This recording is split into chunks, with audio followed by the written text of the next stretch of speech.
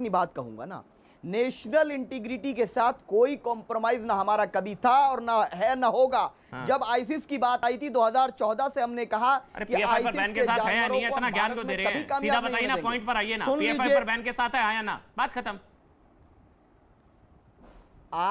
आप जब पूरा सुनेंगे नहीं, जिस तरह से आपने अश्वनी उपाध्याय तो विदेश चले गए, ऐसा लग रहा था अश्वनी भाई को मुझे कि ये भारत के नहीं अफगानिस्तान के, ये सोमालिया के नागरिक हैं। उन्होंने भारत की बात नहीं की, मैं भारत की बात कर रहा हूं। मैं अंकिता भंडारी की भी बात करना चाह रहा हूं, मैं आतंकवादियों की बात, गोडसे की भी बात करना चाह रहा हूं, अजमल कसाब की भी बात करना चाह रहा हूं, मैं तो चाह रहा हूं इंद्रेश कुमार की भी बात हो, कर्नल पुरोहित की भी बात हो, कोई भी संगठन सही है नहीं। सुन लीजिए, लेट मी कंप्लीट, नहीं लेट मी कंप्लीट, अंग्रेजी बोलने से थोड़ी ना वजन आ जाएगा। पीएफआई पर बैन सही है नहीं, कर दीजिए।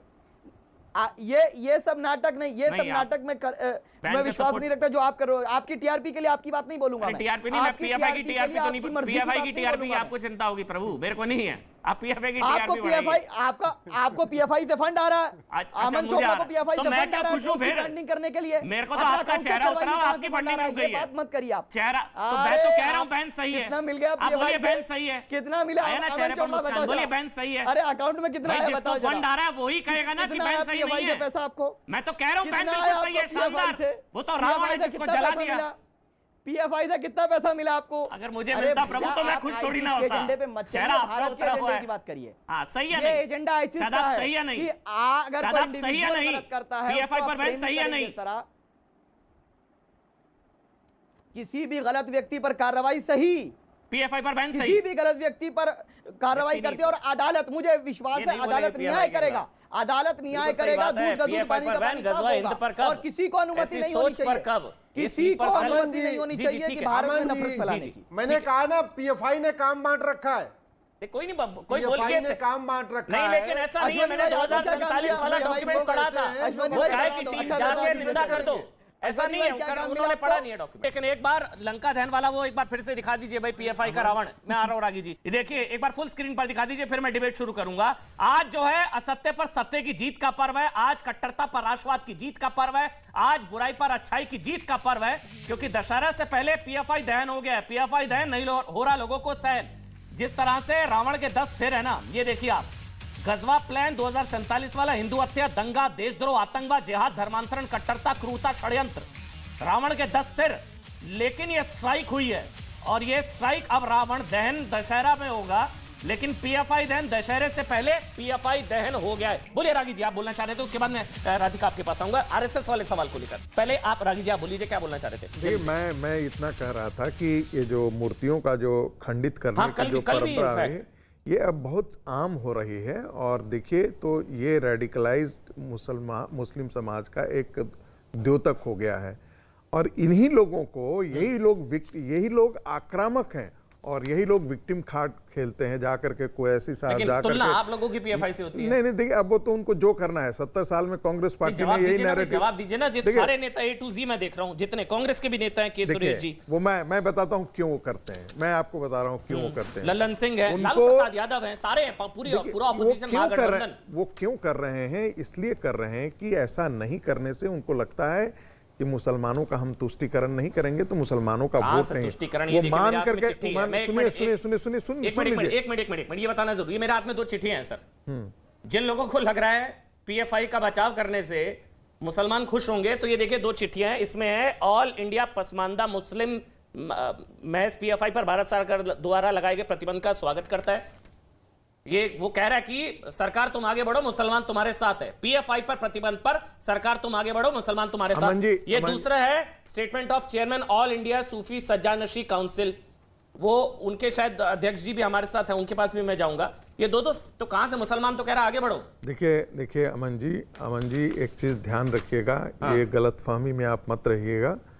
सारे मुसलमान टेररिज्म को समर्थन नहीं देते हैं, लेकिन एक बात एक बहुत बड़ा हिस्सा है जो रेडिकल इस्लाम को समर्थन देता है और भारत की पॉलिटिकल पार्टियां जो है उनको, सुन लीजिए मेरी बात, पूरी बात सुन लीजिए। माइनॉरिटी के वोट के लिए पीएफआई को बचा रहे हैं। देखिए कांग्रेस ने यही तो किया था। कांग्रेस ने सोचा कि से हिंदू समाज 80% जो है वो बटा हुआ रहता है, ये जाति के नाम पर बटे हुए रहेंगे, भाषा के नाम पर बटे हुए हैं। हम 20% मुसलमानों की पॉलिटिक्स कर लेते हैं, 18% मुसलमानों की पॉलिटिक्स कर लेते हैं। अब यही इनको उल्टा पड़ गया है, ये मुसलमानों का वोट भी नहीं मिला और जो जाते हिंदू जातियां थी वो भी संगठित हो गई। आरोप से ज्यादा पॉइंट पर आते हैं। राधिका जी, मैं एक चीज समझता हूं आपसे, मुझे समझाइएगा।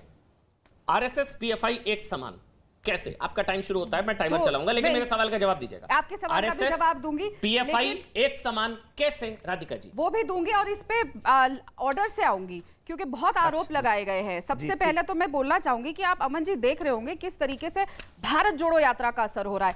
ऐसा असर हो रहा है कि आरएसएस के मुखिया को मजबूर कर दिया कि वो मस्जिद जा रहे हैं। बहुत अच्छा लग रहा है क्योंकि ये कट्टर हिंदूवाद से निकल के सबको अपनाने की बात कर रहे हैं। और अभी जो हमने टेलीविजन पे देखा मूर्तियां खंडित करनी है, मैं इस बात का बिल्कुल विरोध करती हूँ कि किसी भी धर्म को, किसी भी धर्म का अपमान करना या उसका निरादर करने का हक नहीं है। हम भारत में रहते हैं, हिंदुस्तान में रहते हैं, जहां पे सेक्युलरिज्म बहुत बड़ी चीज है और जो ये काम कर रहे हैं उनके ऊपर जांच होनी चाहिए और उन पे हिरासत में लिया जाना चाहिए, कड़ी कार्रवाई। अब दूसरी बात इसी से जुड़ा जी, पीएफआई पर बैन, असल भारत जोड़ो जी, ये मेरा आज का बिल्कुल मैं तो कह रही हूँ पीएफआई को तोड़ो, असली भारत जोड़ो। तो आप कहती हैं पीएफआई को ये बैन है, असल भारत जोड़ो है। बिल्कुल भारत जुड़ेगा ना अगर ऐसे देश में नफरत फैलाने वाले लोगों को बैन किया जाएगा। अब एक बात सुनाती हूँ, कर्नाटक के मुख्यमंत्री बसवराज बोम्मई जी, उनका बयान सुनिए। It was a long time demand by the people of this country bye all political parties including the opposition like the Indian national Congress.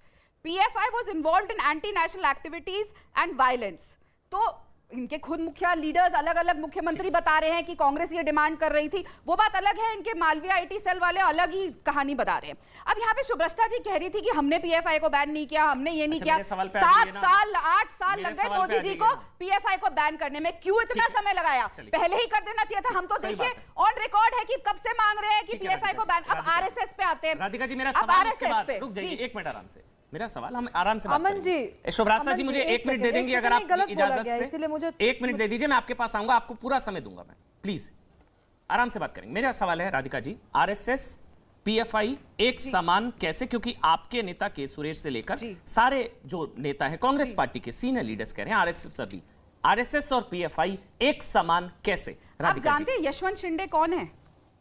इनको पता होगा यशवंत शिंदे कौन है। 25 साल से संघ के प्रचारक रहे हैं और संघ का हिस्सा रहे हैं। उन्होंने खुद संघ के ऊपर एफिडेविट देके कोर्ट में केस चल रहा है जिसकी एक कल सुनवाई भी है, और कहा है कि किस तरीके से मॉडर्न तरीकों से वहां पे संघ की शाखाओं में बॉम्ब मेकिंग सिखाई जाती है। मेरे शब्द नहीं है। 25 साल से जो संघ के प्रचारक और कार्यकर्ता यशवंत शिंदे साहब के बारे में ये मुझसे ज्यादा बेहतर बता देंगे क्योंकि मैं प्रचारक का जिक्र किया। एक मिनट राधिका जी, आपने संघ का प्रचारक का जिक्र किया।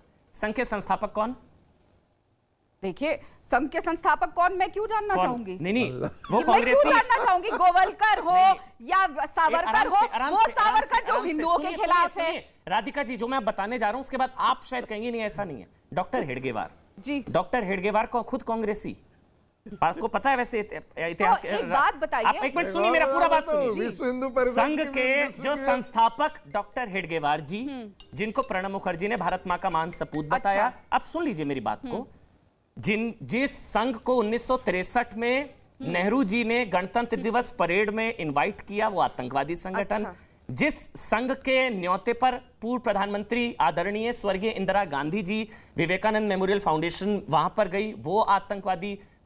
और सबसे बड़ी बात, संघ के संस्थापक डॉक्टर हेडगेवार, मैम आप रिसर्च करिएगा, मैं आपको दावे के साथ कह रहा हूं, वो संस्थापक, वो स्थापना करने से पहले वो कांग्रेसी डॉक्टर तो एक कांग्रेसी ने आतंकवादी संगठन बनाया। डॉक्टर हेडगेवार कांग्रेसी, तो डॉक्टर हेडगेवार ने आतंकवादी संगठन बनाया। मैं जवाब दे दूं? हाँ जी, हाँ जी। आप कहना चाह रहे हैं सरदार पटेल जी ने जो आरएसएस पे बैन किया उनको कुछ नहीं बैन किसने हटाया? बैन किसने हटाया? बैन किसने हटाया? किसने हटाया? आप बोल रहे थे, अच्छा नहीं, राधिका जी को बोलने दीजिए। सही बात, राधिका जी मुझे उत्तर देने दीजिए। मैं दूंगा, पहले शुभ्रास्ता बोलेंगे फिर रागी जी। हाँ बोलिए बोलिए। हटाया किसने बैन? पे बैन हमने किया। मैं हटाया किसने? कंप्लीट करने दीजिए। हमने आरएसएस पे बैन किया। देश का पहला टेररिस्ट कौन सी विचारधारा से आता है जिसने महात्मा गांधी जी की हत्या करी? कौन सी विचारधारा? नहीं, पहला टेररिस्ट जिसने स्वामी श्रद्धानंद की हत्या करी थी, कौन है वो? अरे देखिए, अगर आप मुझसे सवाल अब्दुल राशिद, देश का पहला आतंकवादी अब्दुल राशिद, अमन जी, जिसने स्वामी श्रद्धानंद की हत्या की थी, अमन जी, जिसको राष्ट्रपिता महात्मा अमन गांधी जी, ने मैं अपना समझ सकती हूँ कि आज यहाँ पे भाजपा के प्रवक्ता नहीं है तो आपको डबल रोल करना पड़ रहा है, लेकिन मुझे मेरी बात करने दीजिए। मैं किसी के बीच में सवाल जवाब नहीं करी, मुझे पूरी बात रखने दीजिए। मैं भी कई सवाल दाग सकती थी आपके ऊपर, पर मैंने ऐसा नहीं किया। पर अब जो बात आती है फिर इनकी, प्रज्ञा ठाकुर जो महात्मा गांधी के कातिल के लिए नारे लगवाती है और जब उनको बुलाया जाता है कोर्ट में तो कह देती है मैं चल नहीं सकती, मैं बीमार हूं, और 2 दिन बाद उनकी फोटो आ जाती है बास्केटबॉल खेलते हुए, कभी फुटबॉल खेलते हुए, इस तरीके से तो आ रहे थे। और मैं फिर कहूंगी, कौन है ये यशवंत शिंदे? क्यों नहीं उनके बारे में चर्चा करते? 25 साल से तो इन्हीं के हैं ना, 25 साल इन्हीं के यहाँ रह के काम किया, और आज वो ऑन रिकॉर्ड सबूतों के साथ देश के सामने बता रहे हैं कि किस तरीके से ये बॉम्ब बनाते हैं। तो क्या इस पे सवाल और जांच नहीं होनी चाहिए? क्या आपको नहीं लगता कि इस देश में कोई भी बॉम्ब बनाए तो उस पे जांच नहीं होनी चाहिए? सही, लेकिन अगर होनी चाहिए कि नहीं, ये बता दीजिए। बिल्कुल होनी चाहिए, बस तो जांच करिए और बताइए। बिल्कुल, लेकिन अगर लश्कर पर बैन लगता है तो लश्कर की तुलना किसी संस्था से करके लश्कर को लेजिटिमाइज नहीं किया जाता। आराम से समझिएगा, पीएफआई के 1300 लोगों पर केस है, कन्विक्शन हुआ है 41 लोगों का 2016 में। आरएसएस का एक बताइए जिस पर कन्विक्शन हुआ। अमन जी, मैं आपको 1300 बता रहा हूं, अमन जी, मुझे मैं एक तो बताइए। बैठ के आपके चैनल पे वेलकम कर रही हूं। जो यहाँ पे मिसिंग है और भागे हुए वो भारतीय जनता पार्टी है, उन्होंने बैन किया है। क्यों छुपते फिर रहे हैं, क्यों मुंह छुपा रहे हैं, क्यों खुद बुरखे में बैठ गए? होना चाहिए था ना उनको यहाँ पे, और सीना चौड़ा करके 56 इंच की छाती जैसे उनके मुखिया की है, यहाँ पे बोलना चाहिए हमने पीएफआई को बैन किया। क्यों आंखें छुपाते छुपते अब शुभ रास्ता बोलेंगी, क्योंकि कोई भी एक दूसरे के बीच में नहीं बोल रहा। अच्छी डिबेट जारी है। अब राधिका जी आप भी बीच में मत बोलिएगा।